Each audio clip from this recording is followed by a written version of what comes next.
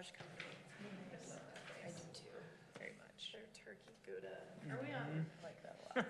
I always like make random small talk when we're recording and Yeah, me I too. sound like an idiot. That's fine, I'm supporting local businesses. Turkey Gouda sandwich is That's really good. That's my favorite thing there too, Oh, really? from the garage. I like their, Has cranberry relish, Gouda, and something else. the greens, And sourdough. yeah. Their vegetarian meatball salad is really good. Weirdly, like, The tofu? I don't know, it's just some sort of like, I need to take some notes. It's hard for me sometimes. it's good. So, That's a lot. Yeah, so, you know, if you can. I will. just Between the two of us, we should be able to capture what's going on. Expensive enough. This part is so small. I love that this group is so prompt. Oh, Jesus. I feel like I'm more prompt when it's a 5 p.m. because I'm like, I gotta leave work early. I have to run home. I gotta, you know. Yeah, yeah. Where it's 6, I'm like, I can make it. Try to run an errand. Mm-hmm.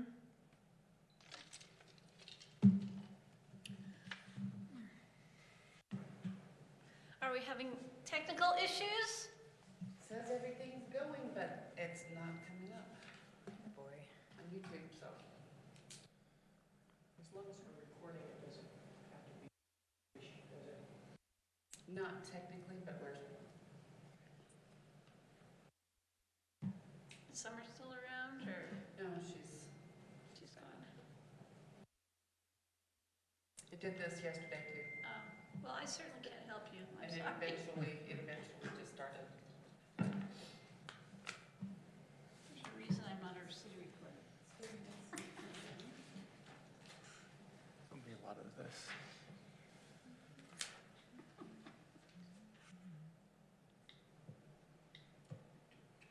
This is Kenny, who is the planner for Community Rebuilds. Oh, nice. And we've been chatting with him about their campus and possible zone changes and a little office and stuff like that, which you guys will see at some point. But he decided to come for fun. He's Cool. sort of sick and wrong. Where is their campus? It's on Second South and Second East and, Second East, right? 100 south. Oh, It's just Fandango? little blocks. Rancho It's, Fandango. it's Yeah, that it's behind. parcel which they now own. That's where he lives and that's where they want to put the little office building kind of in front of that piece. Oh, So that's zoned residential right now, but they want to zone that commercial. And then where their office is now and where the bunkhouse is, that's actually zoned commercial. So they want to zone that residential and put people We're live. in the, Is that the flag lot behind Randy's house? yeah. So you guys will see that before too long, I'm sure. I'd like to call it order the October 10th, 2019. Are we good, Joey? Meeting of the, Yeah. Okay. I'd like to call to order the October 10th, 2019 meeting of the planning commission at 6 p.m. Wait, 5. 5 5 p.m. 5 p.m., thank you. First item on the agenda is citizens to be heard. This is for items not on the agenda. If you would like to speak, please fill out a couple of comments. Please go in the hallway. Is there anybody who would like to speak? Okay. Next item on the agenda is approval of minutes, and we have the minutes for 5/9, 5/23, July 11, August 13th, and that's it. So any comments or suggestions or edits to the minutes? I'm sure you all read that thoroughly. I admit I glance over them. You as well. Wayne was the one that used to read and edit. We don't have a Wayne anymore. So, okay. Do we need to table these minutes or can we put a motion on? I motion to approve the minutes Listed in the agenda. listed in the agenda. Yes, thank you. The way that it's printed is throwing me. Okay, Yeah. do we have a second? May 9th, May 23rd, July 11th, August 13th. I'll second it. Okay, we have a motion and a second. All in favor? Aye. Aye. Aye. Minutes pass unanimously. Okay, next item in the agenda is the planning workshop, planning Okay, commission workshop.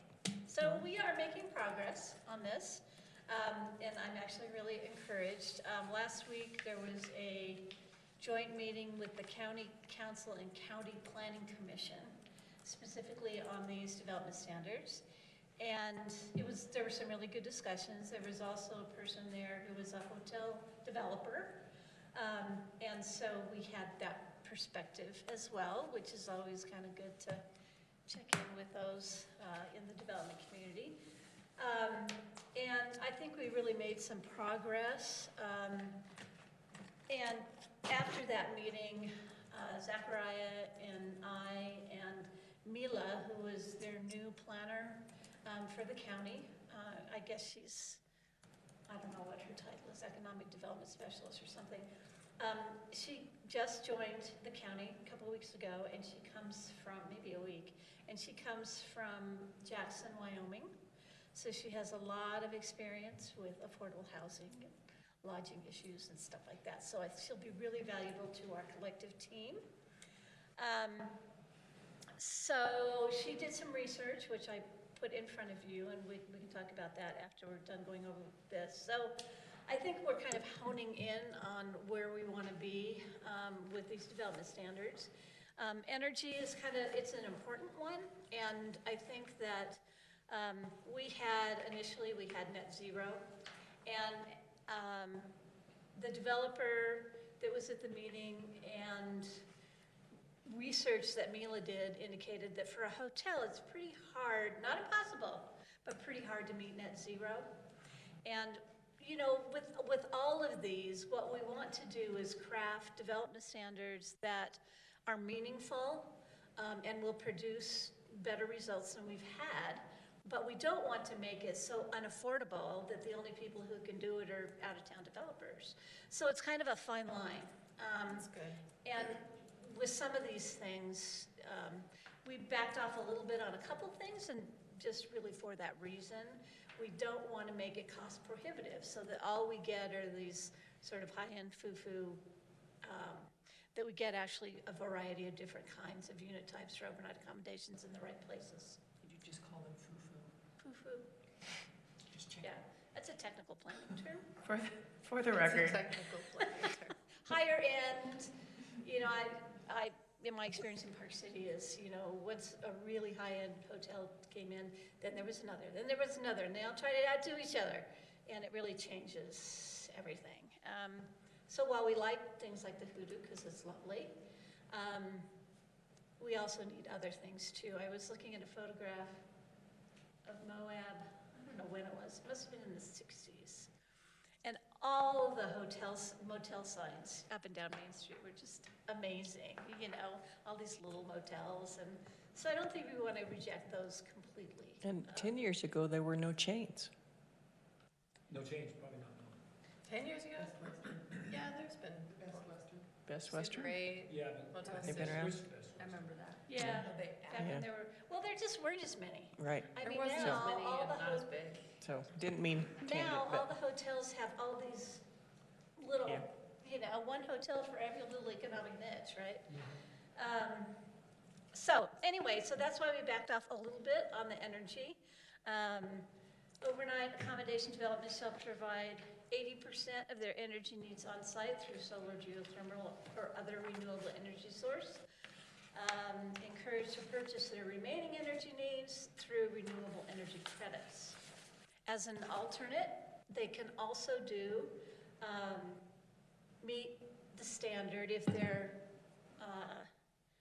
Living Building Challenge certified, or if they're LEED certified and they want to do that on their own and present that to us, then that meets the requirement as well. Both of those certifications take a lot to actually meet them, especially with the Living Building Challenge. It's kind of a tougher one, especially for larger buildings. It works great for single families. But if somebody wants to go through that, then we will totally accept that as meeting their energy efficiency standards. And I think we put LEED gold or better. We can talk about whether it's gold or silver. So I think that's That's kind of where we've landed, and we can debate the numbers, certainly. Anybody have any comments on that one? Seem like we're on the right track? Okay. I hate sentences like developments are encouraged. Yeah. Why do we bother with that? Other than discouraged. So do you Well, want it's to not require code. them? No, I'm just saying it's not code, and so if it's not code, it shouldn't be there. We can wish all we want to, but unless it states that you have to do this, I don't think it should be in our city code. And that's just personal preference, but yeah, you died there. You're fluffing it up and you shouldn't really fluff Yeah, it. Yeah. because if they want to, they will, but for Extra us to stuff. say, oh, I sure wish you would, it's not gonna do us any good. Okay. Did anybody see any reason to leave it there? No, I agree. Should we get rid of it altogether, or should we say it's required? We get rid of what? Developments are encouraged to purchase their remaining energy needs through renewable energy credits. I think it's required. Required? Tell me what that means. Well, like, the power company, you can buy blue sky credits.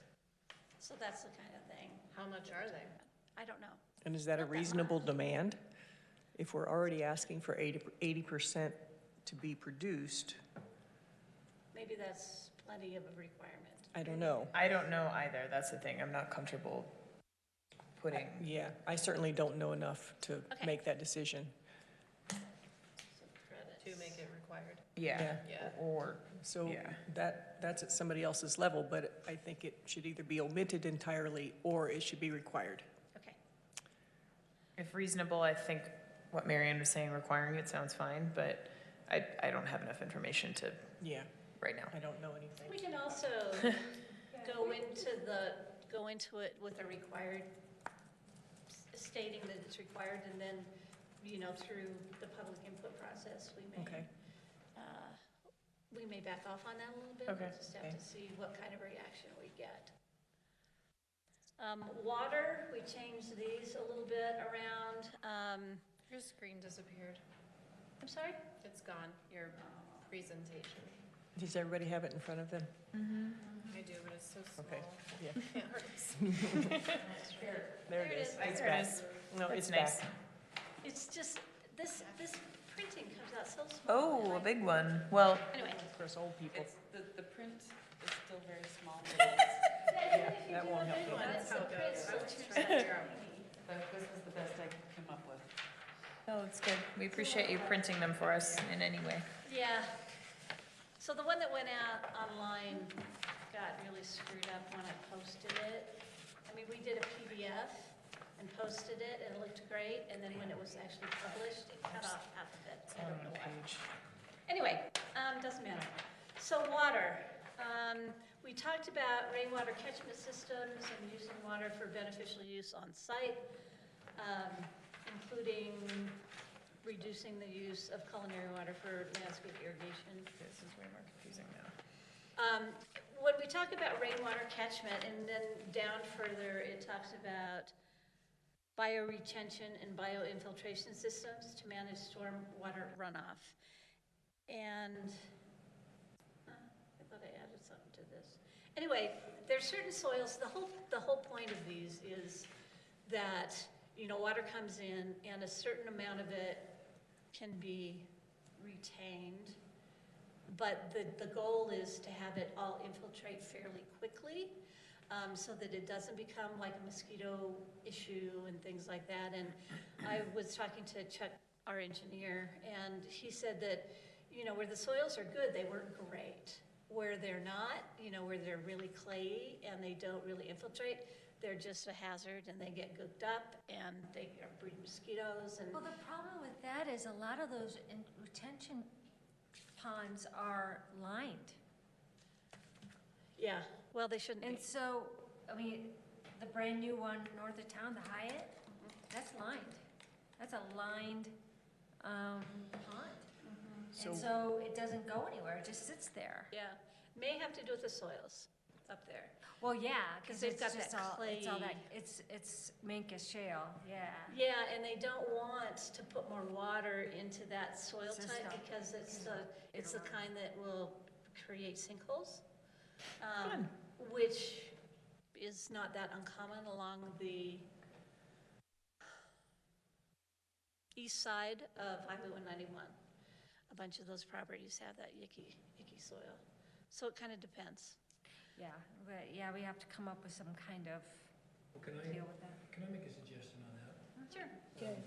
I think it is unreasonable to expect, or require them to store the water. I think in our area, we don't have that much rainfall. I think that we should maybe ask or require that to be immediately used. You know what I mean? Yeah. In other words, when you have a downspout off of a building, they could diverse that water over to what they do have that needs water. Like the pine trees or Yeah, whatever it is trees, they have, right, that Flood irrigate. they can take it right away right. and use that water in a way that would be almost being held in the areas that are needing the water, not, and let it do its own evaporation or seepage, Right. and not try to store this water in a way that's gonna be, I understand. The problem is we also have a no offsite. You know, we're trying not to create stormwater offsite. So there are two things, that's already required in, you know, what Chuck does is review for making sure that we're taking out the stormwater drainage and trying to infiltrate it. but this is different though, isn't it? It is, it And is. I understand they're trying to, like if it hits a hard surface, he wants to store it, Right. okay? And the roof is hard surface too. And the roof too. Right. So what I'm saying is there are opportunities where they can take that water and they can divert it to the areas where it needs the water for the greenage that I think that you're requiring a certain amount of trees, at least the older ordinances was. Right. Okay, so why don't we, let's try to encourage them to use the water they do get, which is not a lot. Okay. Good idea. Yeah, it seems like to create a whole storage system for the amount of rainfall that we get is a little A little much, over the top. yeah. Yeah, and there are other ways that it can be achieved, Yeah. so. And additionally, after waterwise and zero escape, there should be a D after and. And. Oh, In addition, I would like to add one other line, and I think we should do a little research that says how much water per square yard or square foot or square meter or whatever, just so we have an actual standard for how much water can be used on landscaping. we talked a lot about that, and I don't know how to arrive at that number. I will do some research. That would be awesome. That would Because be we do, great. as you mentioned a couple of meetings ago, we do have to set this balance between having nothing but hardscape, which just makes things hotter, and having a jungle, which we can't support. And so there's gotta be a middle ground somewhere. Yeah, and I think trees are important.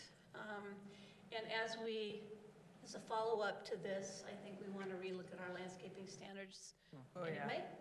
And I think emphasizing trees in certain locations is really important, because you need shade. You know, we really are, I mean, if you walk by Eddie McStiff's big black parking lot, the temperature goes up dramatically. And that all adds to, you know, our issues with heat, and it's already hot enough without that kind of stuff. So, I think that's right, it's an important balance. We decrease the amount of turf from 20% to 10. We're talking fake, No, Or not just fake, actually No, real grass. grass. regular Just sod, grass. yeah. so that, you're saying at least 10%? No more than, No more No than, more than, okay. right. I'm so good with that. Some other codes will specify that it has to be buffalo grass or drought tolerant grass. Do we want to We could add do that that. it needs to be a drought I tolerant would say type of drought, I would grass? say Drought tolerant. tolerant Yeah, grass. that covers a variety, Or including native. buffalo. Right. Okay. Are we gonna have a restriction on water use on the outside? Well, that's kind of what, That's what I was kind of going to Yeah. look into. If you'd like to help me with that, that'd be really Well, appreciated. yeah, I think we should. I think that should be like, how many I'm not sure that you're gonna be able to, tell them how much water they can use, but I think that we should be able to restrict it to how many spigots they have. You know what I mean? I mean, for instance, if you have a 1/4-inch line that's feeding 1,000 little bushes around the outside, you're gonna use almost as much water on the outside as you are on the inside. Right, but most people anymore do drip irrigation. Well, but you And that's can't control required. that. What I'm saying is, it's hard to, okay, but we're not gonna have a cop that's gonna be walking around checking all the water lines. So is there a way that we can? Let's brainstorm after this sometime and just come up with the best way to write that into the It would be code. nice to be able to, We need to think about it. that water is but- gonna be probably one of our biggest issues down It will be, Yep. there's no doubt. there. So I think that we should try to. One of the ways that we might be able to approach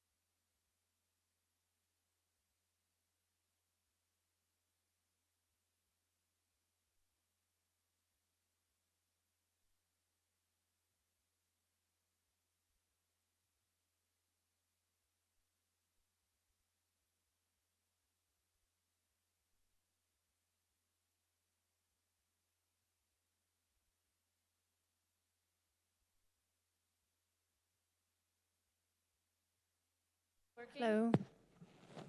Hello. Oh, No. Test, all right. Yes. Thank you. La, la, la. okay. Okay. I'm sorry, what did you ask me? Is this applying to all zones? Oh, Or is not this- Are necessarily. we working on a specific area right now with this table? A lot of them that we're doing, I'm just gonna forget about it. Yeah. A lot of, I have a love-hate relationship with this computer. No sleeping, but that's okay. We kind of, every time we think about things, we sort of think about the big hotel on the North Gateway, right? Yeah, But certainly, a lot of these can apply to a smaller project as well. yeah, And I think the landscaping could. yeah. I think the energy efficiency Definitely. could. On the last one, you had the categories for the zones, so I Right. just wasn't sure if this was like a specific zone we No. were working on, or, What we've done is I did the original draft, and then Zachariah took it and did it in this format because they don't have all the zones. So we're trying to work off the same table. And then what I'm going to do after tonight is start actually drafting the zone, breaking it down. yeah, breaking it down. And I've thought a lot about it, so, and we can talk about that a little bit more when we get to mixed use, because, again, we're trying to be practical as well. We don't want commercial spaces that sit empty, but we'll get to that in a sec. Okay. So we okay with water? Yeah, I don't know about the pools being covered in the evening. I don't really know if that makes a difference. They're open till 10 usually anyway. Right, and it's hot in the summer when the pools Yeah. are operating, so I'm not sure how useful They usually that close is. the outdoor pools by the time, now, most of them are, Closing it. I mean, hot tubs, they The hot tubs they cover. usually cover to keep the heat and to keep their power bill down, Yeah. but I guess. I mean, we could say off-season or something. Not well. And they do anyway. I'm No, sorry? They do anyway. They do, Yeah, you drain I them, know. so. Transportation, we have been talking a lot about that. again, we don't want to be too onerous, but we do want to look to the future and make sure that new overnight accommodations are positioned to help contribute to whatever transportation system we come up with in the future, if we have a shuttle or whatever. So what we talked about is having some musts for hotels, and like things like bicycles, bicycle racks, bicycle storage, all of those kinds of things. Probably accommodation for a future shuttle for projects over a certain square feet. And anything over 100,000 square feet, if we even allow them, we can have that discussion, needs to provide a shuttle, period. So that's kind of the balance. And there are other things. Shuttle transit stops into their plans, free bicycles or e-bicycles. Actually, e-bicycles is probably a really good idea because many tourists wouldn't necessarily ride their bicycles for transportation if they're just bikes, but they will if they're e-bikes. So it might actually take, if we have e-bikes, they might actually take cars off the road. From the northern end. But keep in mind, they will have to be riding on the roadway if it's an Right. e-bike. They will not be permitted on the bike path if it is an e-bike. That's, I'm just saying legally, I know. that is how it is, so. I Even thought they after- changed that. no, and some of it has to do with where No. the funding comes from. And for example, Mill Creek Parkway, the funding said no motorized vehicles, so it's tricky. I'm not sure that the North Corridor is gonna be mostly UDOT money, that's gonna, that those in there, you know, we'll have to talk about the rules and regulations related to those. But e-bikes are really good for semi-short distances where you're trying to get people out of cars. Yeah. What's the trek by, you know, think about how far that really is from that Yeah, it is, Yeah. but north end Some of town people- and downtown. Should we also require helmets if we're going to ride it in there? That would be an insurance thing, I would think. yeah, You have well, to, I think they would have to have helmets too. Yeah. That kind of goes with letting But people that would- ride bikes. But that would be left up to the hotel because it would be a liability issue. Yeah. Are we trying to implement something that we're gonna require the motels to have here? Like the bikes? Yes. Are we gonna say that, hey, if you build a motel, you have to provide 20 bikes? Yes, depending on the size of the hotel, yes. We are, Okay, well, and they can be either e-bikes or regular bikes. okay, but is that the type of transportation we're trying to discuss here? That's one type, That's that's just one low-hanging fruit. Okay. And we don't have the funds or the mechanism to get the funds right this minute to do a shuttle. Okay. And so what we're saying is, do what we can now, and then including projects so larger than 40,000 square feet has to provide a potential for, has to provide a future shuttle stop. Okay, but if I could just offer something? Yeah.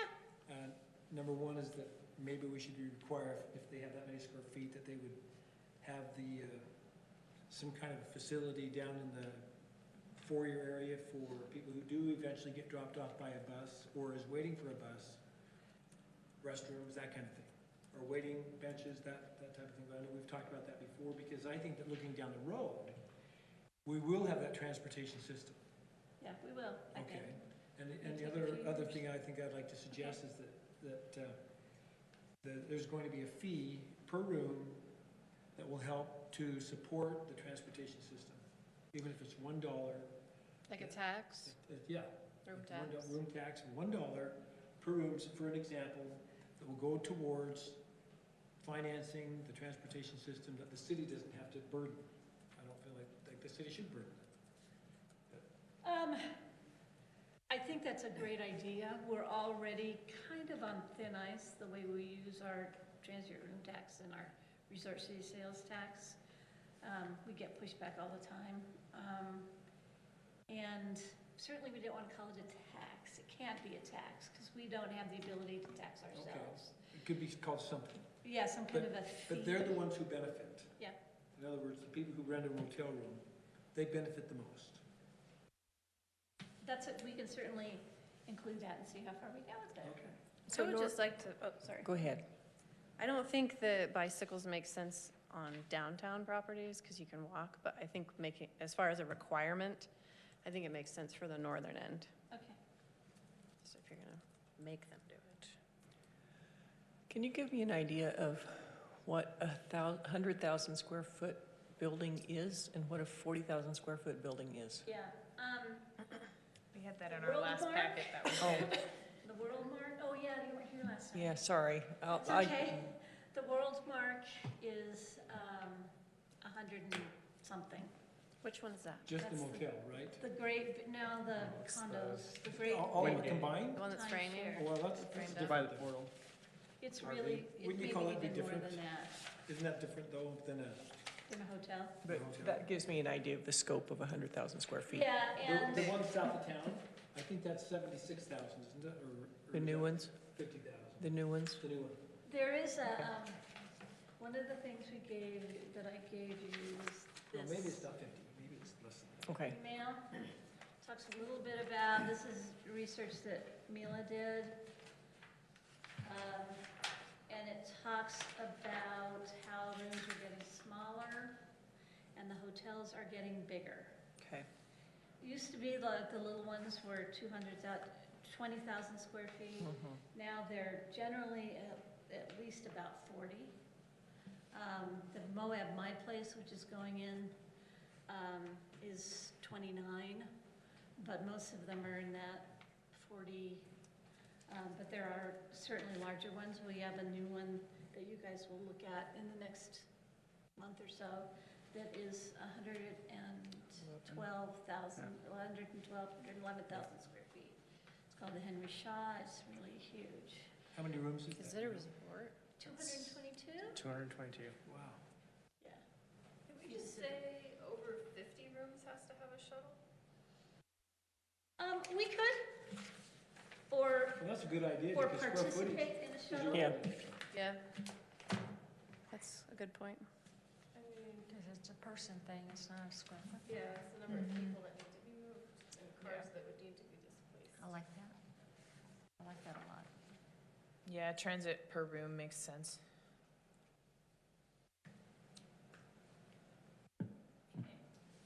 I don't have a problem with that at all. And I would like to keep that number low. 50 still seems like a great big place to me, but It's not. It's not. I know, Very seldom will we see that anymore. but I wish we would. Cost of land, people are getting more and I more know. dense. Mixed use. This is something that there has been a lot of discussion about, and I've run into this other places where I work as well. You certainly don't want to require people to do commercial uses and have them sit empty. So that's not our goal.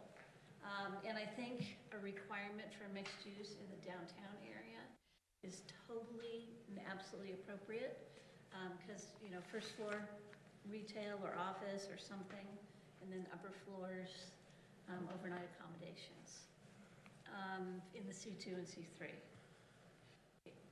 In the ones that are outliers, does it really make sense for us to require other kinds of commercial uses? Will they get used by the normal people? I mean, certainly, they will do whatever uses they feel are appropriate to support their hotel. They're Yeah. gonna do a little shop and a little, Yeah. all the things they need for their own operation. But the question is, if we make them do a 10% or 20% mixed use, what would that really be used for? Yeah, I think it's unfair. Unless it's on a major roadway, I don't think it'll be Very usable. very usable or. I agree. So what we thought about doing is kind of combining the civic space that we talked about and a little bit of the open space requirement, maybe a little bit of the mixed use requirement, and kind of meld them together. So if somebody wants to do on the North Corridor, for example, I had somebody who came in with this thought, that there would be like the first floor, sort of a kind of a food court marketplace. And then behind and above would be accommodation units. And if they want to satisfy their open space or their civic space and even commercial mixed-use requirement, something like that would work. So we talked about giving people flexibility as to whether they want to do some kind of, at least in the North Corridor, they want to do some kind of area that's more porous in terms of public realm, and that would be an option. But if, on the other hand, if they want to do open space in the back for their guests to use like the Archway does, that's okay too. And give sort of some options for people to kind of play with those numbers. We don't want a lot of open space that's not usable, that's just going to take water. So we'd rather see real usable open space, and we will define that, what usable open space really is. And sort of combine it a little bit with the civic space and the mixed use, and give people options. In town, in the C2 and C3, I think it's appropriate to have more language about the more public-facing facades, and the perfect example of that is the Homewood Suites. It would have been really nice if they had built something on the first floor, tables outside, you know, even a little coffee window. I mean, something that is more interactive with the public. Because right now it's basically a big wall. I mean, it has windows. Could have been worse. Not much. It's like their breakfast room and lobby, right? The Homewood Suites? Right. Yeah. So let's back up to North Corridor. If I'm putting something in as large as the current timeshare thing being built, I don't think it's unreasonable for us to ask them to put something down below in one of the first floors. Chances are it would be a restaurant, but when you've got 700 people or more living in a place for a weekend, my guess is a restaurant's going to be used. Yeah, essentials, like a restaurant or like A deli, a general, cafe. like a I store was where gonna they say can get bodega kind of thing, Grab and necessities. go. but then you're gonna get pushback when you do that. So I'm gonna tell you, you're gonna have pushback From because who? then from the development I don't world care. and from downtown. You're gonna get pushback from downtown when you do Businesses. something like that. Because everybody goes to City Market and everybody goes to Village Market. So if you start pulling people on the North Corridor, that'll basically, Putting more people there, and Yeah. city market's already very crowded. Right, so but we're I just think really locals will gonna- be psyched about the idea of less Me people being too. in City Market. me too. So I am But I'm fully saying, on board. from a development point of view, you're gonna get a little bit of pushback. Well, they're going to complain the- about a lot of things. Well, Yeah, I I think just- you're right, Jeanette, but there's two sides to that. Oh, I would love to have a little bodega or something Well, out there. True, but the other thing is that if we can't keep things localized, like, say, Complex, Right. the transportation drops in half. Okay, because they can stay there.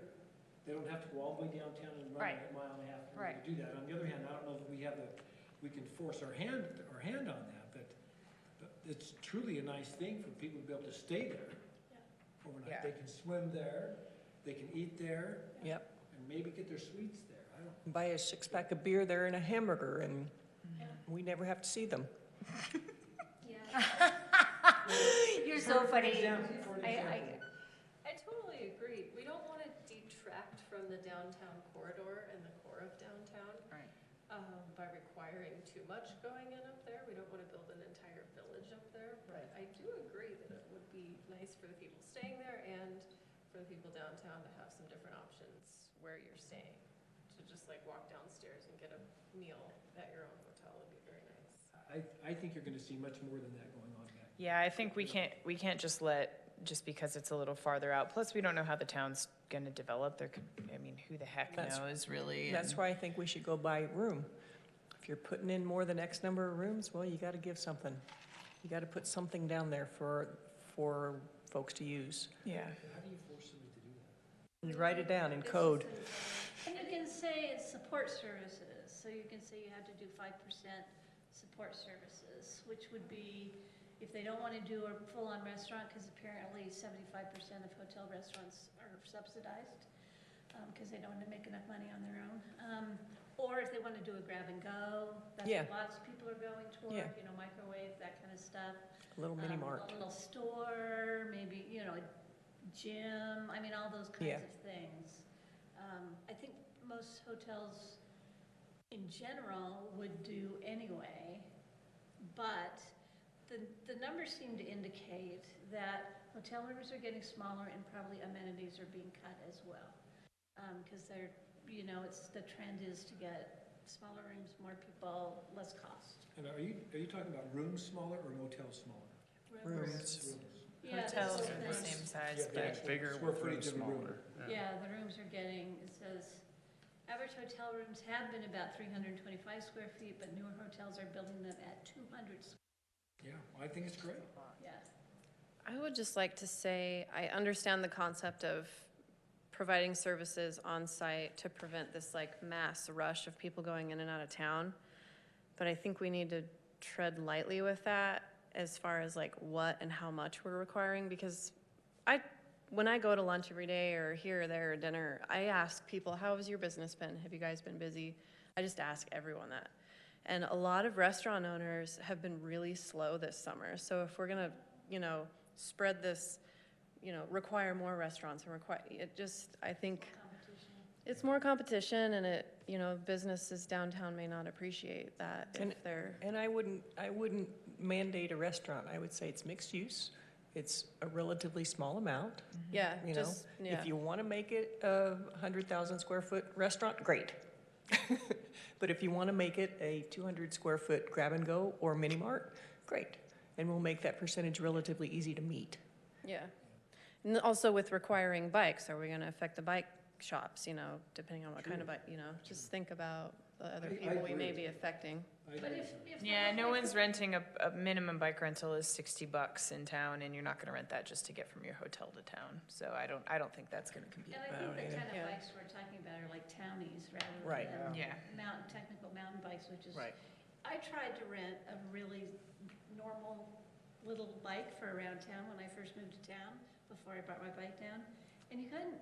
There really aren't, I mean, they were really expensive if you could, but most of them are all mountain bikes, and it's like, I don't need that, I just need to You just get wanna from ride home to around. here. And I have that's like something- 5 if you want to borrow one. I collect No, townies when I see them for I now sale. have two, so, but it's, the bike shops really, their target is something that's kind of a little bit different, Right. I think. Yeah. But I'm I sure. think some of them do rent cruisers though, don't they? Classic They do, does, yeah, but I they don't do. know Yeah. what their They're like business is. 25 and 35 a day. Yeah, Expensive. so I don't know, So for the mixed use, Yes. if we go back to something that, to think of. In town. the employee housing on or off site, That's why North of town. makes Yes, sense. that Yeah. did count. yeah, that should count. If it's employee housing that's above and beyond the assured workforce housing If, requirement. yeah, I mean, isn't any housing, I know we've talked about this, isn't any housing going to be a benefit to our city? In the way of, I mean, if this, we should, not open space, isn't that more like usable space? It could be, I mean, I wouldn't think, yeah. isn't that really a better term? Well, it's not really open space, but it, you know, certainly to meet that civic slash mix slash open space requirement, they certainly could build additional units on site that are for monthly or Yeah, longer okay, rentals. Nora, but I'm just saying that we should be doing everything we can to encourage them to use what you call open space for housing. I think We that's need a it so good badly. option. We are so far behind. So, I think in C3, that's a good addition for the outlying C3 properties that aren't a good candidate for commercial space, Right, to allow them to have ground floor, long-term residential. Yeah. on the first floor. And C2. No, I mean, outside of it. Well, C2, that's already allowed, Not never the mind, first floor. C3. I'm not suggesting first floor. Are you? I'm suggesting in C3 zone, because you have to have commercial on the ground floor in that zone right now. So in trade? So if it's not within this like downtown overlay that we're doing or whatever we're doing, that Yeah. you allow those properties to have ground floor residential. Because there's a lot of C3 properties that aren't on a good road for, any kind of commercial space. Nobody's driving by them, they're on dead-end roads. So if someone wants to build something there, if you allow them to do residential on the ground floor, that's a good trade too. I agree. And it would have to be affordable. Right now, our code actually allows that, too. Oh, really?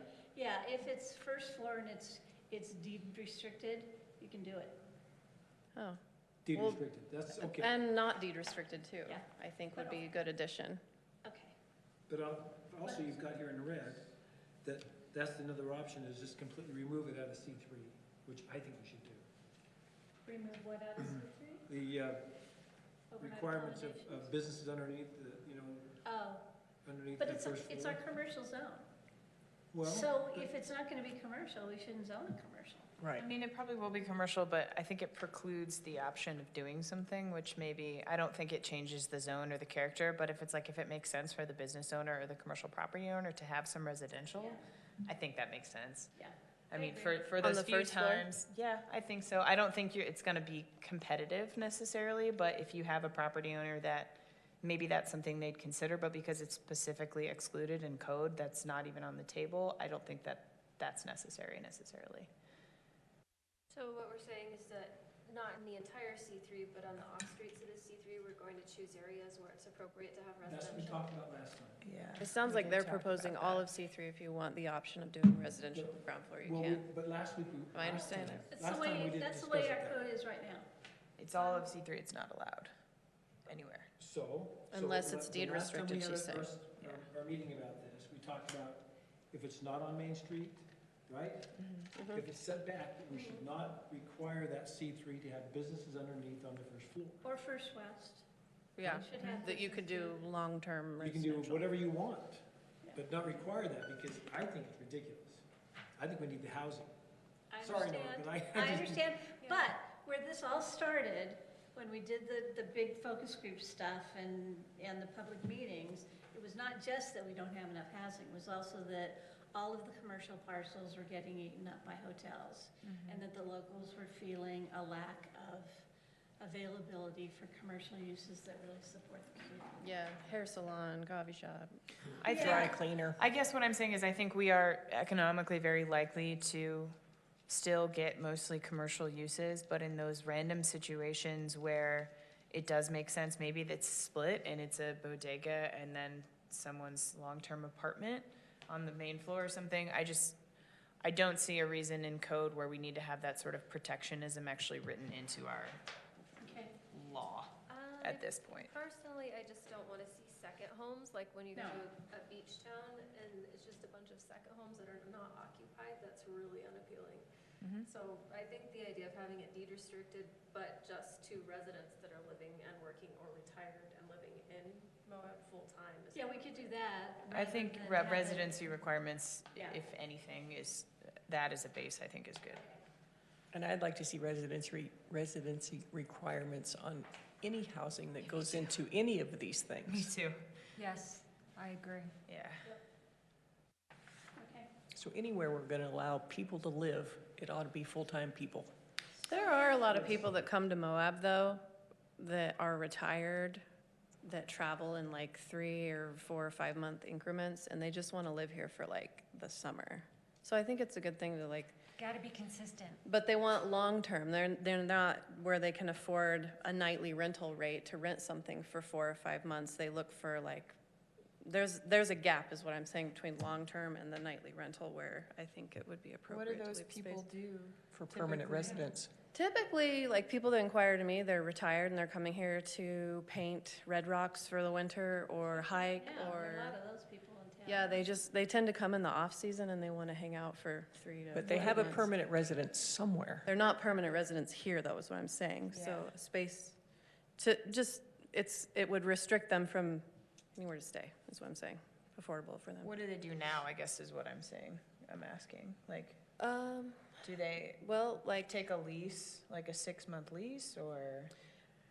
I usually, like, if someone inquires to me, I'll, if it's the off-season, let them stay for a lesser amount, but, maybe a monthly rental they might find, I don't know. There are also you know, there's also a trend. Like a furnished Oh, monthly I'm rental. sorry. This is Carly. She is our new Assistant City Manager. Yay. Hi. This is the Planning Commission. Nice to meet you.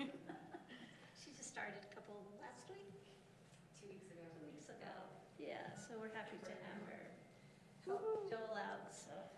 I'm just afraid if we let non-residents live in anything that we start to build, it will only be non-residents, because that's what the town is turning to.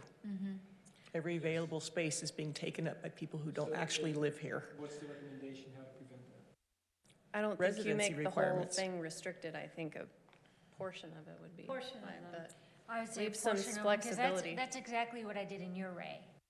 I had a house in Uray, and then they overnight rented it. Well, I wasn't there, but I was in a section of town that I could do that. I would do like anything else. But I think only sections can do that. I think, There's a need for all of or they those come to different visit things. family and they don't want to live with their, like, I've had, I don't know. There's just different kinds of tenants. There's also a trend, especially because of lack of housing and because there's so much construction going on, that companies will rent a condo, like the one next door to mine, for example, for 6 months for their employees to come and work at it. yeah. You know, first you have the foundation people, and then you have the framers, and and that's fine. Yeah, Yeah, that's that's great. You good. know, it's So if you're saying they have to live, you know, you're Live or work. restricting. maybe. For work. Live or work. Live or work, yeah. Live or Live or work. The other thing that's going on that I have become aware of, going to the county planning commission meetings, is their HDHO, their high density overlay. They will approve by the end of the year, probably 300 units. I mean, they've got people waiting in line. Yeah, it's been really effective. It's been really effective, and that restriction is it's for people who live or work in town. Yeah. And what? So we're gonna have a lot of that Yeah. anyway. So just so you know, we are gonna start to catch up a little bit, but we still need, obviously, more places for people to live. There's kind of never an end to that. I just don't like the idea of being too restrictive as a whole, on the whole thing, you know, maybe leave some flexibility for people. I agree. Yeah, I totally agree. Yeah. Okay, civic space we kind of talked about. Open space, we talked about, smaller developments that it has to be 5% open space and it should be contiguous and usable. Larger, I don't know if this makes sense or not, I kind of think it doesn't, but this was what we had talked about. In parcels, developments that are larger would have to have more of a percentage. I'm not sure that's really valuable, because I'm not sure, I don't know. Because 10%, 5% of 1 acre and 5% of 2 acres is a different number, it's twice as much, so they're already gonna have to provide more without upping it to 10%. And that it 5% of 50 acres is, what, 2.5 acres? Yeah, Yes. So what's it to be used for? What's the recommendation of what that would be used for? it would be usable open space, things like the thing behind gathering spaces, whether it be like behind the Archway Inn, or whether it be, Sand volleyball. sort of court. civic space, sand volleyball courts. We're getting several of those, I don't know why. I mean, but- like pathways or? 'Cause they're cheap and easy. Yeah, trails, it could be a trail connection, a trailhead, Disc golf. sure. Actually, that might make sense on some of the bigger parcels. Yeah. We'll get to that in a minute. What about things like daycares and laundromats being considered civic space? We could, yeah, downtown. Is that supposed to be donated, or what? No. What do they do with that property? They just have to set that aside for future use? I think that would be an option for them to include space to accommodate that, to fulfill their mixed-use civic space, open space requirement. So you're not making them do it, Well, I but mean, It's an option. It's not a really bad idea, but it could create I think, a problem, because then you have all this land, the land that's just gonna be vacant. Hopefully not. And that's open but space. And that's a concern. Just seems like, And what happens when, they want to change the use, which commercial uses often do. Um, So that's a little bit tricky. So are we considering joining all three of those categories so that any given place could either put in a disc golf course, a daycare, or a restaurant? Yeah, Pick out of one of the three. Is that our idea? yeah, To take whatever percentage it is that we decide on and say, do with it what you want, right, as long as it's not more hotel rooms. right. Any thoughts on that? I'm thinking about it, I need to, Digest. yeah. well, we have this list when we have our meeting, our joint meeting. Is this kind of? It will probably be more refined than this, but yes. Okay. And the council has received copies of this. I have not heard any comments back from them. And while we're at it, we finally decided yesterday that and I emailed you all, I think today or yesterday, that our meeting will be on the 24th, the normal planning commission day. And we're gonna have a joint work session at 6.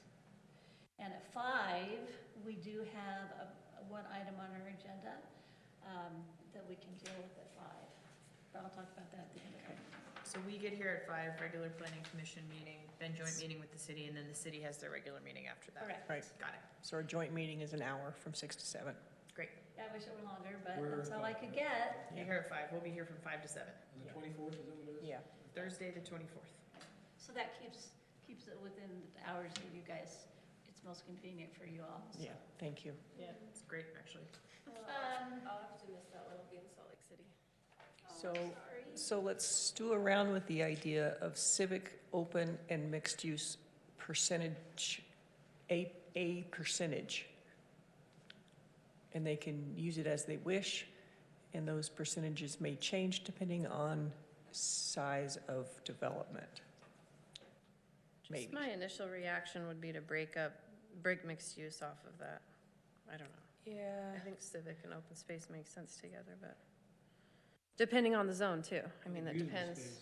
Right. Yeah, even if it's usable open space, I feel like that's gonna be, we're gonna have our assured workforce housing issue where it's like one of these options is clearly economically more feasible than the others, and so it's gonna be the one that people pick. And if we truly do want them all to be on an equal footing, or we do want a mix of all of them, I think they need to be broken out a little bit, I think is my, Maybe in the it's- C2 and C3, yeah. yeah.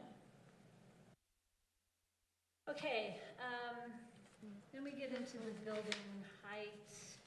I think that there was some agreement that we may want to consider additional building height on the west side of Highway 191. Is that right? Yeah, Mm-hmm. because it's kind of down in a The hole. lower side, yeah. And then on the upper side, we don't want them to go very high. How much maybe more space is left out there? A bit. Is there? There's some big honking parcels out there. Okay. There's, yeah. And that's the next thing I want to talk about, size and scale. That big parcel. Okay. And I know, I hope that you guys have thought about this a little bit in the past 2 weeks, but something we might want to consider is putting a maximum project square footage. Now, the difficulty with that is that there are some really large parcels left. And so, if somebody had a huge parcel and they could only, if we limit it to 50,000 square feet or whatever, then they probably would subdivide. They'd have to subdivide and sell off the rest of it for some other kind of use or another hotel. So do we want to put a maximum project size or just maximum building sizes for the buildings that are on the site, or both? Good question. Building size. I would think. Let's think about our reasons for those. Yeah. Let's think about that, because if you had 20 acres if you have 20 acres north of town or whatever, and you're trying to limit that, maybe we should say that we want to see a proposed project as a full project, the full 20 acres or the 10 acres or whatever. instead of do that, because I think that might be worse for us. I don't To see that know. broke up into 5-acre pieces, I mean, Yeah, on the Well, I other mentioned- hand, yeah. when we're talking about sort of the character of Moab, So it's a character reason it's a would be? character and sort of a corporate versus non-corporate a little bit. And we certainly can't, we can't regulate trade that way. But some of the bigger projects are the hoteliers that are putting hotels everywhere. They're more of a out-of-town kind of thing. It will be interesting to see the reaction that the World Mark gets, and now that it's really coming out of the ground. I think what I see about World Mark, my first reaction, we should have had them set it back Yeah. Yeah, a whole bunch more. yeah. But it wasn't in our code. Right, it wasn't in our code, and so that's important, so we're gonna draw from that. That if possible, on a big parcel like that, they had room to try to set it back from the road and have some other kind of use in the front, if possible. That's kind of what I was getting at last time, where there's a setback, you can go up to this many stories, and then once you get to this setback, you can go higher. Tiered step backs. And then even further back, maybe you go another story. yeah. If, But on the other hand, if you have that many acres, you're able to conceive the entire drainage of it, and maybe somebody's gonna implement a service station and all that kind of stuff as their whole project, instead of everybody just have motel, you know what I mean? I understand, and we do have some options for master plan developments or PUDs. The concern I have with that is that I have worked in the past with a lot of really big master plans that are entitled through development agreements. And inevitably, once you get past about 5 years, they don't want to do what they did anymore. It goes away. Because there's no market for it, and Yeah. they come in and want to change it, and they come in and try to get out of everything, but they have this entitlement that, it's like, well, I'm entitled to do this, so why can't I do this? And, the market's not right, but I have this entitlement, and so that can get tricky. It can, yeah. But to some extent, if somebody wants to take a whole site, like one of JJ's or Mike Bynum's or one of those pieces, and really master plan it to include a hotel and gas station, restaurant, and those Sure. kinds of things, more power to them. Right. The thing about on both sides of the north end of the valley, geologically, geographically, you have some limitations. On the west side, you're going into the sloughs, so you're dealing with landscape and dealing with those things. That was an issue with the big development out there. And then on the other side, you have the cliffs. So I don't know. I think I'm just kind of thinking out loud, but That's fine. that's an interesting question. I mean, setbacks are definitely huge. If there was a one-story building, Yeah. where that building is, it would probably be okay. It would be totally fine, but the problem is you're just dealing with so much space, and you're dealing with so much building, and they're going to get into some big trouble, I think, as far as the other developments in the future with some of that geography back in there on that west side. Can we encourage some sort of, I'm just thinking about big giant parcels, right? And how we don't want just one big 700-room hotel. I do, and I think I mentioned this at the last meeting, I do think, if our only reason maybe is character, and we're talking about the northern corridor, but environmentally, it makes a lot more sense to have fewer buildings. That is something to think about, aesthetics and what is, responsible for water and heat and everything. It does make more sense to be contained and up than it does to be a bunch of smaller buildings and sprawly with more pavement and all of that stuff.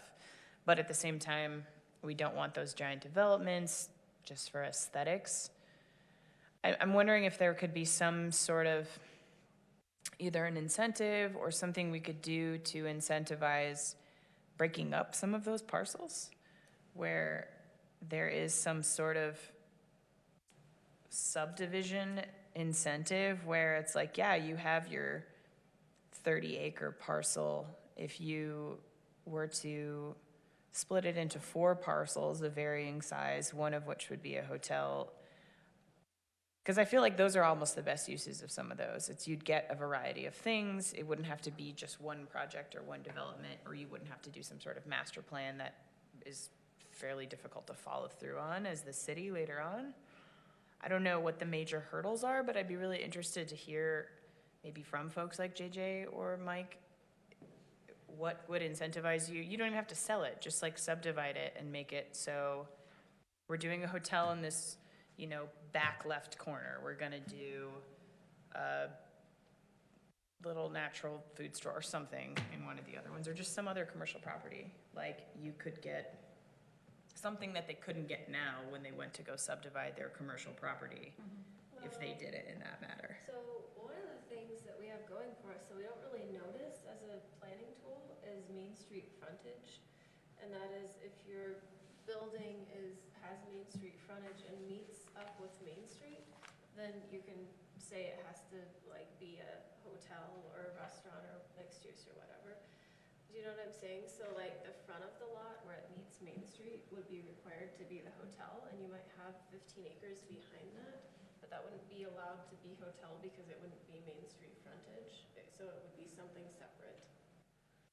That's a thought, although one of the saving graces of the Henry Shaw is that it's not right on the road. Right. It's But separate. do we really need to allow hotels that are that big? Could we just have Main Street sized, appropriately sized hotels on Main Street? But if you have That's a the giant question. parcel out on 191 and 5, it's got a 5-acre front on the highway, that's 5 acres of Main Street frontage. Yeah. Certainly in town, it makes sense. Right. Out in the North Corridor, I don't know. you know, in some cases, I think it might be better for there to be something else up front. Yeah. And then have the hotels behind. I mean, I would love to see, and we've talked about this a lot, but I would love to see like that big parcel that's JJ's, I believe, right next to the Motel 6. That if we're gonna put multifamily housing somewhere, good gracious, is that a good spot for it? And what can we do to possibly incentivize some part of that parcel to be subdivided off into residential? Height of back, Yeah. density. And I don't know what the answers are there, but I would really love to hear from those large property owners if there was some way where it could be like, look, we could fast track the applicant. I don't know what the tools we have at our disposal are necessarily as planning, a planning department, but because that would answer that question hopefully before it even starts, because then you could only have a hotel of a certain size based on the lot, and we wouldn't have to have the, are we gonna have a 10-acre block somewhere question. Yeah, and I'd be happy to sit down with JJ and. Yeah, I don't. And his folks, and then also the BizRes folks. Mhm. Might find 'em. Well, if you say that it has to be a hotel and it has to be mixed use and it has to have Main Street frontage and can only be this many square feet, you're going to leave all the back lots open. And that's totally something we could do. And it would totally reshape Main Street, but it might be the best option for leaving the rest of the open space. So you are saying for a certain parcel size, only a certain percentage of it could be developed? Into a hotel. But then you Then they'll have, subdivide. then you have Yeah. maybe open, I don't know. We do have limited space, and there are parcels where it makes sense to develop and incentivizing that in some way. And then they'd, yeah, you're right, subdivide it. Anyways, I mean, maybe there's the answer right there. That would encourage that to happen, but then you could just get smaller hotels. No, but it wouldn't have Main Street frontage, so it couldn't be that. They actually, well, the parcel she's talking about has a ton of Main Street. It's a frontage. ton, yeah. It's all one parcel right now, where the Motel 6 is not a separate piece. Yep. Seems like the shape on that, Say like the depth of the building can only be so much and it has to be so close to the road that totally shrinks your parcel. But then they would subdivide the back end, and then what would you do with the back end? I don't think, Legally, that gives me the willies a little bit. That seems like pretty infringy. I think so too. Well, if you say it has to butt up to Main Street, it can only be this many square feet. But I'm not That's sure we it. can tell them no on the back end. Yeah. if it's all the same. Yeah, I don't know. 7,000 feet back there, it's a really big deal. maybe 2,000. It's the defensibility of that and the reason for it and the regulation complying with what we're trying to achieve that there's a little bit of a nexus lacking, I think. At least how I'm understanding it. I think that's certainly a way to do it regulation-wise. I feel like something like that might get us in trouble. It might. And what we want to do is, go to city council, figure out the things we have consensus on.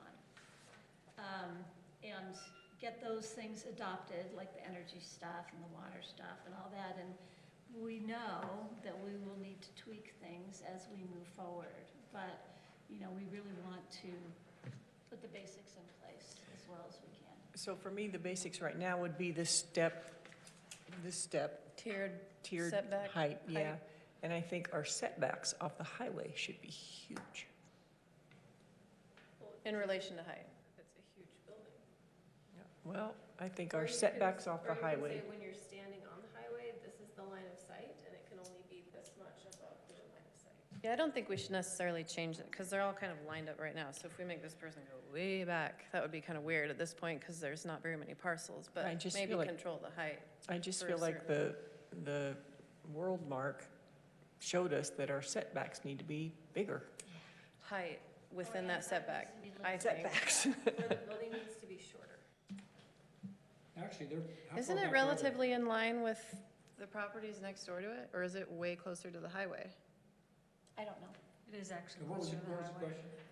Is the seems World Mark closer. actually closer to the highway than the other hotels on that strip, or is it just because it's so much taller that makes I don't it think seem? it's closer. Go look at it. I think it's the same distance like the Let's- archway is. Yeah, this is. It probably is. So that's Probably what I'm is, but saying, you it's in a just say big 2 hole. stories Yeah. to whatever Yeah, I depth, think and that then makes go sense. up 3, 4, whatever. Because I think, talking about Main Street frontage, we don't want, the further south you move, the closer you're getting to neighborhoods too, and that's all R2 that backs up to a lot of that open, not directly, but line of sight wise. And if you're saying, okay, you gotta go way back off the highway, that's gonna be people's hotel room lights coming onto Right. your street. On the south side, yes. And certainly, we would want to include information about buffering adjacent to residential property. Yeah. And height, limitations as Yeah. well. I mean, that's pretty kind of, it's standard stuff and, in the height, bulk, density kind of discussion. Yeah. And I think adjacency, not necessarily parcel adjacency, but distant, like an actual physical distance, deciding on that. Because for something like Westwood Avenue, you have that strip that's behind it, but then it's the commercial behind that. And they're not directly adjacent to one another, but it's, 100 feet. So it does make a difference. It's not just the actual parcel boundaries that we should think about.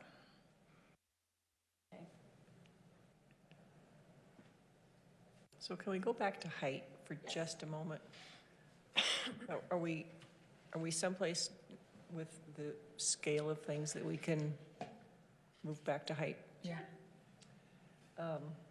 I know that I think, the only one on the commission who feels like the height should be limited downtown.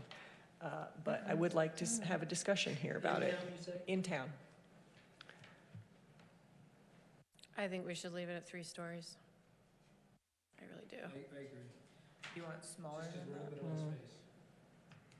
There's so little space, and What's your pitch?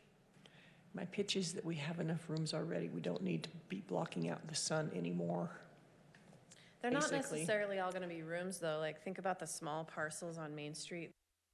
Retail, it might be offices, and then they might be nightly rentals, or it could And be a that'd be mixture of great. things. But But you gotta have that height to get it all in. And I think one of the things that we need to think about is we'll give you that third story if you give us housing on the top, or if you give us, you know, I just feel like that third story,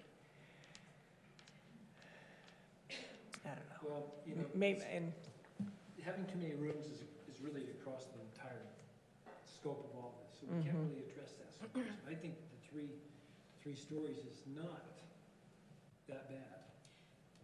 I have a little bit of a concern. I share some of Allison's concerns just because we don't want people driving down Main Street to not be able to see the rim. And if everybody's 3 stories, that could happen. And if you grant, you know, sort of carte blanche 3 stories without incentives and things, you're also incentivizing those smaller businesses, those 1-story buildings to be tear downs. Yep. Yeah. Because That I the understand. property value is gonna go so high because of, you know, potential use, that it'll be hard for those little mom and pop stores to stay. That's so, Currently, they can be 3 stories. yes. If you required the whole, like 100% of the first story to be retail though, I'm just thinking on Main Street, these parcels aren't very deep, most of them. You know, that gives back to something that we want, diversified commercial space, not just a hotel. So I think if they want to do whatever on the 2nd and 3rd story, let them do it. You know, I just think it's expensive to build, and they're gonna have to, you know, having I all just the don't, restrictions. I just don't wanna do anything that's gonna hasten the demise of right. the 1-story Main Street businesses. And so, yeah, you know, But- give us long-term rentals on the 3rd story, and we'll give you a 3rd story. I like the 3rd story if. I think that makes sense. I'm all about, if we're giving something, we should get something. If it's something we don't have happening already, it's not like we're taking away someone's existing 3rd story use of their property. I don't think people will build that high I don't think it Great. would pencil out. Just my opinion. Okay. I well, agree that we should look at what we have existing, which is that, and think, okay, that's not happening now, but with things trending the way that they are, I think what you mentioned is a concern. And maybe city council has some ideas Yeah. about that. I think this particular thing would be something I would really like to get council's very clear direction on, because I think we can sit here and spin our wheels forever, but ultimately they're gonna have really strong opinions one way or another, and it's not gonna make a difference what we say. And that's a good segue. What specific things do you feel is important to get council's direction on? Height and size. Yeah. In these last 2 conversations that we've had, how they'd like to deal with very large lots and height downtown, for me. I think transportation's one. Transportation, very good. I just had another thought on transportation. I keep getting hung up on the bikes, I'm sorry. What if a hotel owner or whoever doesn't want to be liable for this transportation on bicycles with the helmets and all this stuff? What if they wanted to lease a space for one of the bike shops to open like a satellite cruiser rental place or whatever? They And work that something could out be with their the mixed hotel. use. Could that satisfy transportation and some of the mixed use Space. percentage? I think that's good. Yeah. Council direction, pivoting back to that, zones, where should the focus be? I think we still really haven't gotten that. Are we leaving existing zones and then changing within the zones? Are we making new I think right now we're not making new zones. Okay. But we are going to differentiate. between downtown? Zones. Okay, Like west side versus east side and building height, Yeah. perhaps. Yeah. I think eventually, we do need to look at our zoning and find out, figure out if we want to make some changes in the future. Okay. Especially like C4. It's kind of that in-between. It's something we want to look at. I just want to remind the commission that We did a large-scale Right. development study several years ago. And so if the city council wants to go and spend some more money on another study, I would highly recommend that we look at the stuff that we already have on the books. Yeah, and again. that's a really good, you raised that at the last meeting, and that's really a good idea, and I went back and looked at that, and there's some good stuff in there. And so those things will also be required for any project larger than 30,000 square feet, and we could make it mandatory for all new hotels over a certain size. We could even go smaller if we feel that's appropriate. But definitely incorporating those as well. I think it almost makes sense to have some sort of just flow chart or just a few categories where there are I think there's all of this discussion and everything we've been working on, it makes sense to break down all of the regulations and decisions we're making into, is it per room? Is it per size of the building? Is it per lot size, or is it per location in town? Because I think absolutely everything we're doing falls under one of those 4 reasons, and I think flows out of that. It seems like we're already there, but it'd be really useful to say transportation is how many rooms you have, then your transportation requirements kick in. Water is how many rooms you have, then that kicks in. Mixed use is square footage. Yeah, or mixed whatever it is. usage is location and square footage, stuff like that. That's a good, yeah, that's a good Yeah. idea. I think I'd be happy to, when we have things kind of like set, I could just do that too. That would be great. I mean, I think about, I'll do the same, but it would be great if you, anything you want. Because what we don't want is inconsistencies, right? If there's something that should follow along the same track, we don't want it to be tied to square footage when it should be the amount of people or rooms. I think that's the biggest thing. Okay. I have one other idea.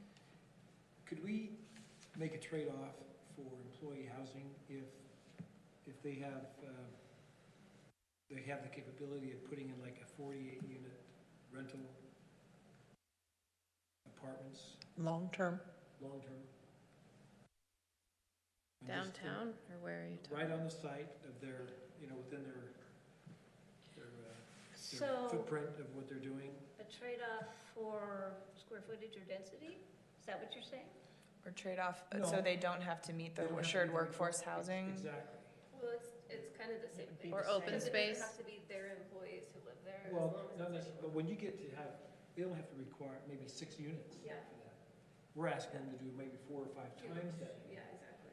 And if they put that for long-term rental, that they can just wipe out the whole idea of them having to do anything in the way of employees, because they're already putting in something that's gonna be rental for the whole city. So you'd be essentially there'd be That should almost be a 4th category on our shared workforce housing. It should be Portion of the combined, code? and I think there should be size bonuses for hotels that provide over their required amount of housing. Something in that area. At this point in time, I don't think we're gonna mess with the shared workforce housing ordinance right But you- now. Well, the reason why it makes sense, Nora, is because they're already thinking, why don't we just build our own? Right, that's what they're doing, most of them. Yeah, so if they're gonna say, let's build our own, let's push them into more, because they're already doing it. And maybe give up one of these open space civic spaces. Exactly. Give them yeah, more- and we've give them talked more about stuff. that. Yeah, we mentioned tying the assured workforce housing policy in and saying if you pick one of the option Right. 2 or 3, there are other things you don't have to fulfill under this, and Right. I think that's such an easy way to tie Right. to something and to give a little more of a nudge so people don't just pick the fee in lieu all the time. I think that they'll go for it, Yeah, because it's a moneymaker for them, and, you know what I mean? It's just, Yeah. it scratches everybody's back, basically, and they don't have to do something, and they get to have that's theirs. So they're Make getting it big. increased density for long-term housing, Yeah, is that they what you're can make saying? them increase that density by, I don't know, you can pick out a number, 5 times. So if they have to have 6, now they have to have 30. That's nothing. oh, boy. 30,000 Well, it's not square worth it, feet? right? It 30 depends units, within if they- setbacks and. if they did that, I mean, that's not a big deal. I really like the concept, and we will work it in somehow in Yeah. terms of the If you final start with numbers. small hotels, and you can make your hotel bigger if you build more houses. Well, let's say 50 rooms or more. Okay. Okay, so if you have 50 rooms or more, and I'm not sure that there's already up and down, is there if you have a 10-room motel, you still have to provide employee housing, right? Yep. Yes. Okay. For pay the fee. If you do 4 units, if you So do I'm just 2 saying that units. if somebody has 50 rooms or more, they're going to look at that very hard and say, you know what, why don't we build an apartment complex back there? It could be bigger than the motel. I mean, we're trying to encourage housing for our city. I would just trying to scratch our backs, because it's not happening. So I'm not sure, Brian, that I understand what you're asking. So if I build a 50-room hotel and I decide to put 100 apartment units in the back of it, are you just asking us to allow that in the code? Or, I'm suggesting that instead of them be forced to put in the employee housing, they can do away with that. but, If they're gonna put so many units back there that. but that would, that would satisfy. include or satisfy the assured housing. Right. Yes, you are, except for, they don't have to, in other words, they don't have to do that for the employees. Their employees have a choice to go wherever they want. And they, Yeah. the assured housing policy is not, if I build something like that, it doesn't have to be just for my employees. Right. For sure. Maybe Or- it's or not even have to. all Or even have deed to be. restricted, or, I don't know, Yeah, change something in that light and give up some The open deed space. restriction thing. yeah. If we start doing more of these, you don't have to worry about deed restriction, because there'll be enough motel, or enough rentals throughout town that the price starts to go down. We hope. We Well, hope. it will. It naturally does. It's like our motel rooms. Look what's Oh, they happening. just keep going up.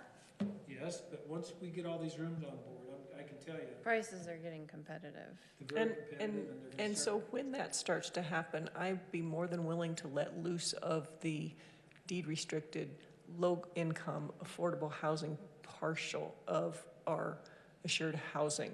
But at this point, How about if we, require the assured housing? And if they want to do more units, that the requirement is that you work or live in Moab, or you're retired and have lived here, I don't know.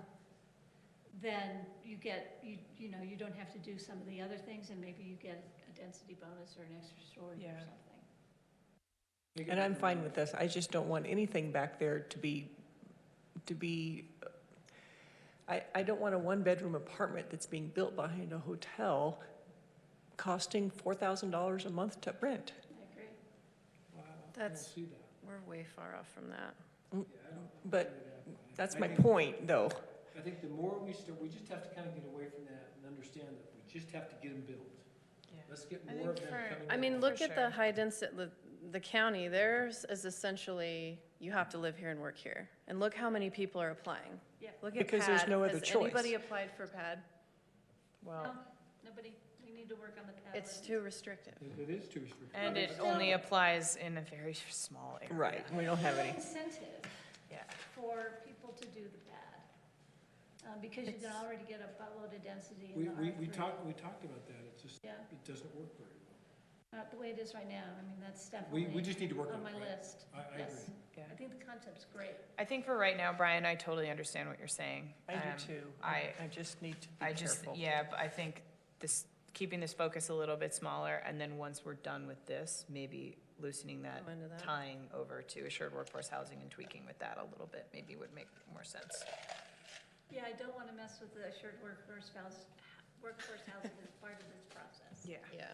Tie over to it, reference it, Workforce say, housing. if you do this under that policy, then you get this under this other thing, that's fine, but nothing that actually changes that provision of the code. Yeah, I agree with I you. think if we work with city council next time and we come up with exact areas and exact setbacks and heights that we're all very consistent with, and we say, absolutely in no circumstance will we go over this height or over this size or over this square footage.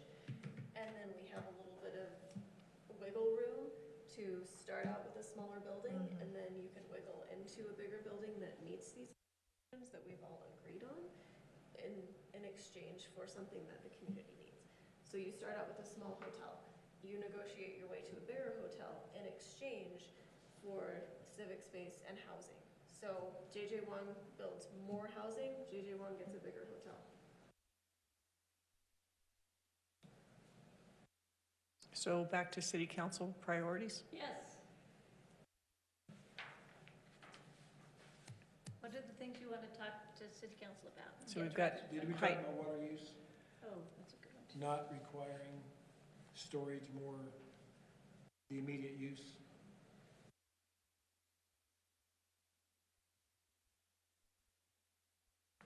Okay. So I have height and size, transportation, water use, Zones.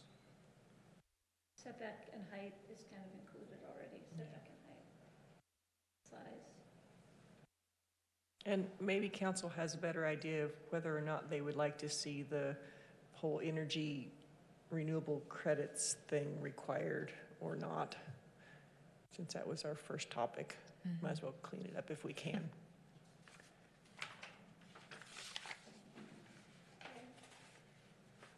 And I would like to reiterate my concern that we don't push this through until it's ready. Right. I think we have an obligation to approve something as soon as we can. It may not be perfect, but, Is there a deadline? well, at the beginning of the state legislature, we need to be at least close, because we promised them we would. We can always go back and tweak it, like we're talking about the assured housing and the, you know. Yeah, that's why I I think just agree, getting but those- there's a lot of stuff that we need to make a decision on that is going to be incredibly important that we should not have to change once we implement it. And I think all of those things are still on the table that haven't, the decisions have not been made. And I don't think, well, you know my concern. I hear ya, but It's not possible to have this done by January. Like, it's not even realistic to think that we can, the amount of stuff we're trying to do. But we have to have some stuff done. yeah, I want something done. Yeah, if we don't have some stuff done and have some ducks in a row, someone will start lining our ducks. No, I understand that. So I guess my question is, can we get the energy category met, and can we get the water category met, and can we get the transportation, but still not be able to implement site plans and allow people to build? I mean, can we have those pieces of Joel, our I guess code? that's the question. Do you mean ducks in a row or things going where we're allowing new site plan applications again, or we're very close to it? From a northern Utah standpoint, it would be preferred that we have site plans in place and are figuring out those other things on the back end, not figuring out those things on the front end and making people with property rights hold off longer.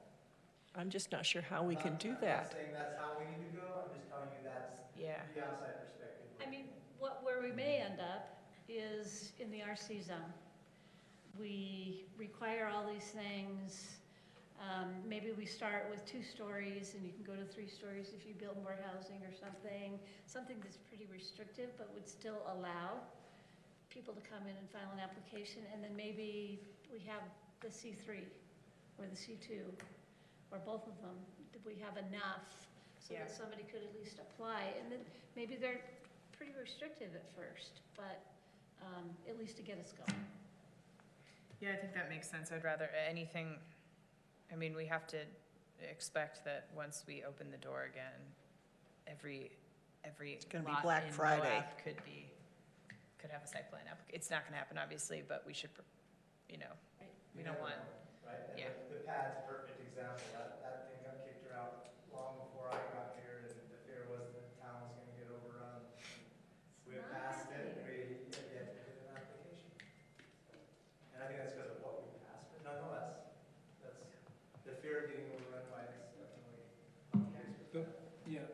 But also, if there's something, we have to expect that like whatever we have on the table the minute we start accepting applications and letting people vest again will be what we end up with the Right. majority of. So I think we want to On vacant initially parcels. be Yeah. pretty restrictive. And work Good. backwards. Yeah. Okay, Yeah, and All then right. work backwards. I feel better about Okay. that. I think that's kind of council's Okay. approach too, at least it was. I mean, but that in mind, everything, I mean, it's not written out in code language yet, but It will be. I feel like we've got quite a I think bit. we're getting there. Yeah. And if we want to say, here's RC, we're going to start accepting applications in RC again, here's the development standards. Right. That makes sense. Everybody has different ideas. I know. How wild they are about that, but we have an obligation, I think, to Okay, do. as long as they are more and not less restrictive. Yeah. Right. initially, just understanding that things can change and develop, and we can always, Make it looser. yeah.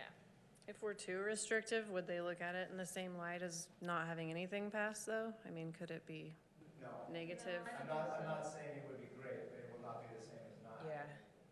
And we're not talking like crazy, it'd be like 2 stories instead of 3 stories, like stuff like that. Right, right. That's what we're talking about, Yes. not like, 99% of your energy has to be solar, like, Well, it's we're 80%. not. Yeah. And that's, We're wanting 80.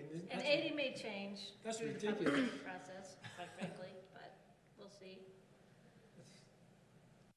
solar is very expensive, Oh, my I will goodness. say. It For works, big projects. yeah, net zero works much better on a smaller scale, home type basis. It's much harder when you have bigger projects. But it's not undoable. Even for a house, I mean, I have 70% efficiency on my house, and it was like $25,000. I Oh, mean, gosh. it's not cheap. I'm getting mine installed for 8 next month. Oh, But I have a another tiny question house. for council, something, yeah, something we'd like them to address, the max number per year, or whatever. If we want to do metering. If we want to do metering in some way, with rooms or square footage or what have you.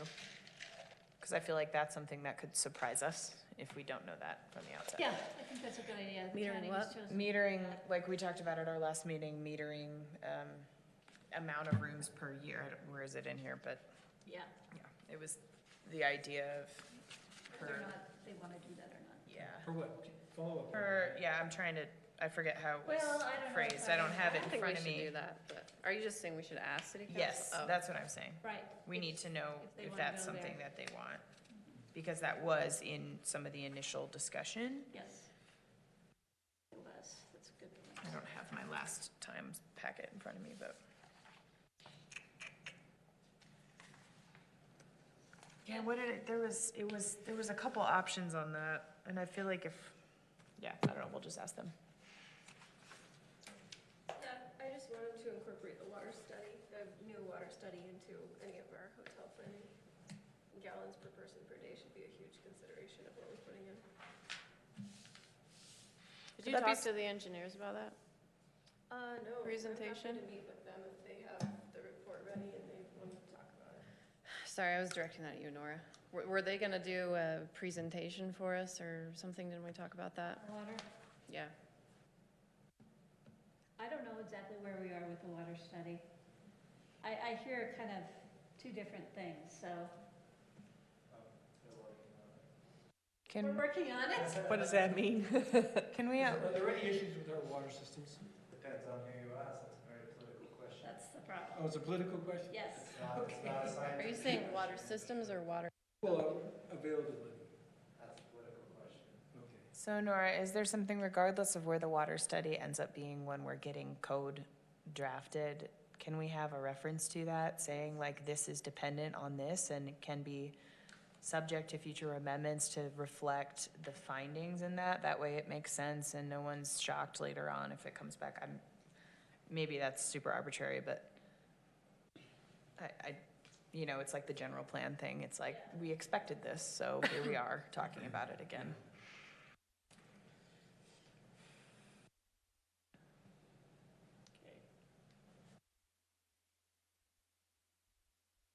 Okay.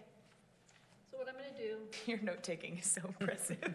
I like it. It looks like my life. Corey's taking notes. Corey, on the other hand. Well, that's what I usually do. I was trying to figure out how you write that small. That's like Yeah, Corey writes so teeny hard tiny. for me. And So what I will do is font. Corey and I will He has sit font. down and try to summarize this, not minutes kind of summarize, but at least summarize. Yeah.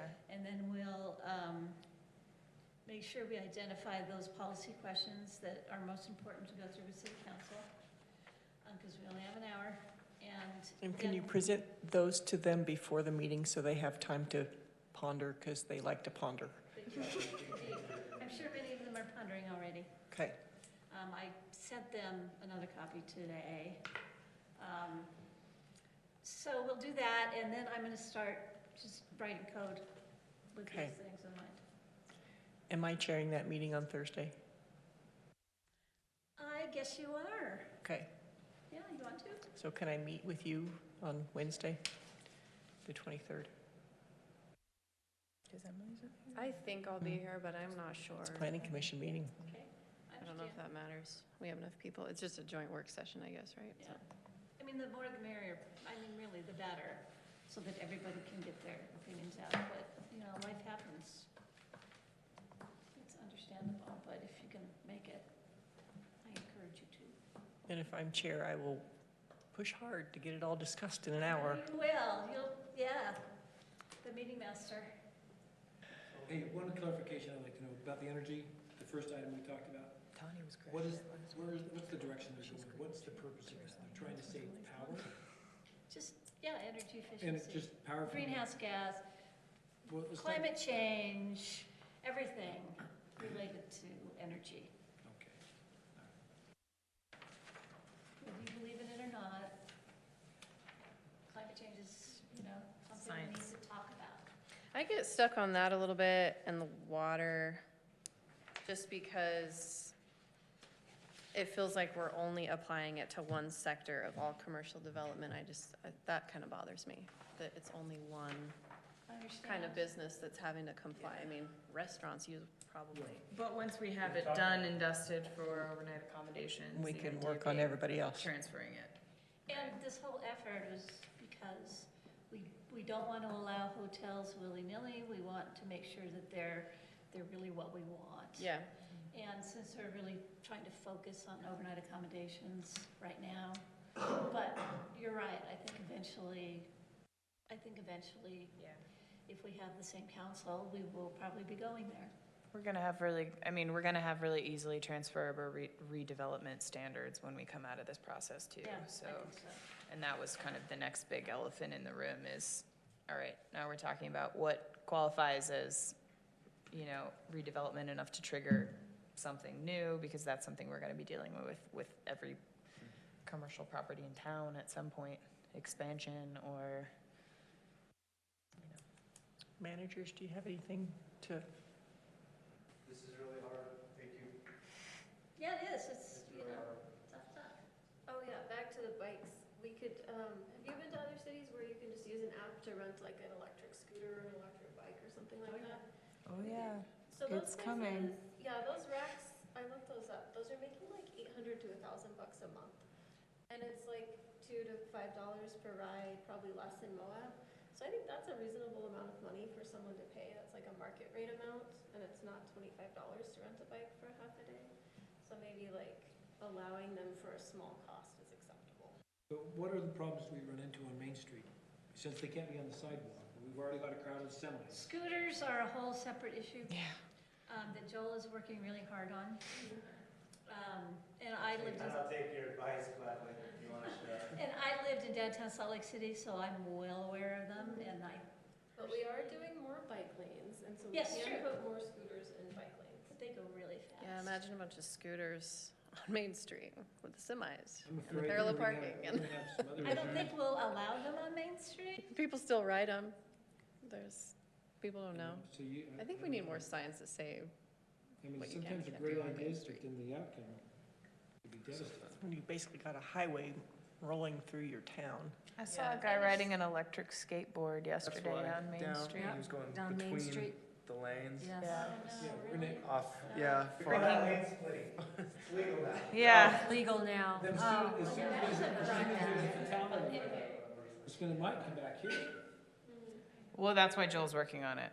Like, those we're lucky that the electric scooters just showed up in every big city and without having any sort of laws on the books to regulate them other than like, it's a motor and it can't be on the sidewalk. So we're trying to. And what we're looking at is that they won't be on Main Street essentially. That's kind of what it's shaping down to. It's Scouts Road, it's crowded, there's people everywhere, so kind of first east, first west, shooting up the Right. center and the others. And we need to review our master bike plan to start providing better bike structures and bike parking structures and, throughout town. And Yeah. some covered bike parking structures. when did we do that? When did we actually have that study complete? Has it been over a year? I'm not even. The transportation study Yeah, I'm or? talking about a bike master. I'm talking about the bike plan for downtown. It was part of that downtown We did it plan. again last year. Right, and the thing about it is there's still nothing gone forward on that. They're still seeing, I know. But I'm saying, Don't you have know, dark skies. I understand that, but it's like, I know money's an issue, especially now. And after being at the city council, I totally understand that. But I think we're doing all these development things, but we're not looking at what's happening now as opposed to what's happening down the road. Yeah, when. Do you understand what I'm saying? When council decided in February we were doing the moratorium, they kind of decided what we were all doing for the next year. Yeah. And when anytime a city goes into a moratorium, that's, you've just decided what. Everything's doing. gone on Yep. back burner. Yep. Okay. So, That's what we've been doing. But I kind of, do need to work on wrapping up the downtown plan. The consultant is wanting to do that as well. on the same note, is anybody working on having people turn out their lights? People turn out their lights now that we are supposed to be a dark sky community.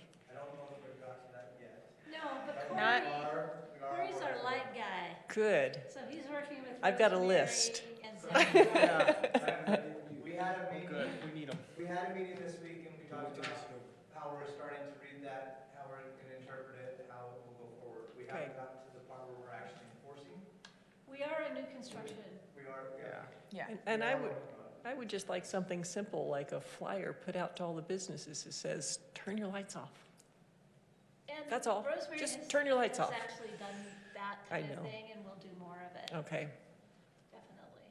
We need to, yeah, outreach. Yeah. Yeah, not getting pushback. So for I will be sunlights, happy not as- lights for I will be hotels. happy as soon as that Christmas tree on top of the thing gets turned out every They'll night. push back against everything they possibly. I'm sorry? There will always be developer pushback. That's Oh, I know, absolutely. Well, just what we do. It's not Care. just developer pushback. No, If we it's- go too far that way, then, I mean, Yeah. Yeah. you're not solving problems, you're moving them. Mm-hmm. So. Okay. But, And- people will get yeah. used to it, because there's many communities in the country now. Right. That have almost an identical ordinance, so while they say they can't do it, they can. They can. I don't want to say it's not necessarily turning lights out. It is But it is, turning after lights business down. hours. No, it's turning business Yeah, lights certain out during, ones. after Yeah. business hours. Is- Turn is them there- off. Could we require the motels to start using LEDs? New hotels all have to meet the new lighting standards. Which does require that, yeah. Which Yeah. is extensive. That's great. Well, they have to, yeah, I mean, they have options, but they all have to be fully cut off, and they can't be more than, A good example is Aggie Boulevard. Right, if you wanna go right up Aggie Boulevard, those lights all meet the standard. Cool. They all point down, they're all LEDs. Yeah. Those ones are actually on timers, they go off, they're Right. motion censored. So I'm not saying that all the ones that are Cody timer and motion censored.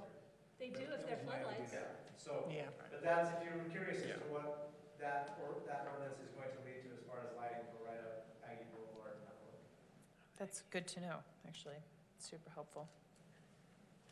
Are we done? Is there anything else for the good of the planning commission? I Then- think I really Thank you, appreciate Nora, the for feedback. We had for good digesting discussion. these meetings every week and getting Yeah. us what we Right. rambled at you in coherent form. That's been really, really nice. And what's encouraging to me too is that the county's is on the same page. Cool. Good. They're having, I mean, they're struggling with, do we want a maximum size? You know, and they have Right. different opinions, of course, like you all do and like the council does. Are they allowing new development? Not yet. But they are, I thought they just overlaid in existing only. They do have a way that they could take it. And I was talking to Zach about it the other day. Yeah, but they're not getting any. No, they're not. I mean, they have it designed so that they probably won't. Yeah, if they're sitting in a room of being pressure. Do you mean they open can legally parcels, say we though? can take applications today. Okay.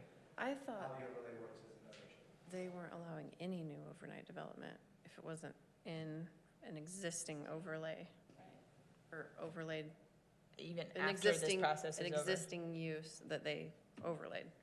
After right. this is all done, after it's Right. done, dusted, and written. That's how I understood They it. do Did I have- misunderstand it? I know they're allowing most of the lights. Anyway. I haven't had enough They also have a deadline of January 17th where they have to adopt the development standards. Okay. So I would like to tell you that I am appreciative of you dealing with us lay people when we really are just guessing at what we're doing. No, it's great. You guys are the best, really. Okay, it is 6:49. I am going to adjourn the Planning Commission meeting. Thank you all, and see you on the 24th. And I'm sorry? 24th at 5 o'clock. 5 o'clock. Oh, and I want to ask you to do something. I want you to go to the Hampton Inn and drive up back behind it. The what? The Hampton Inn. So right now they have a parking lot that's kind of in two pieces because it avoids this big hill.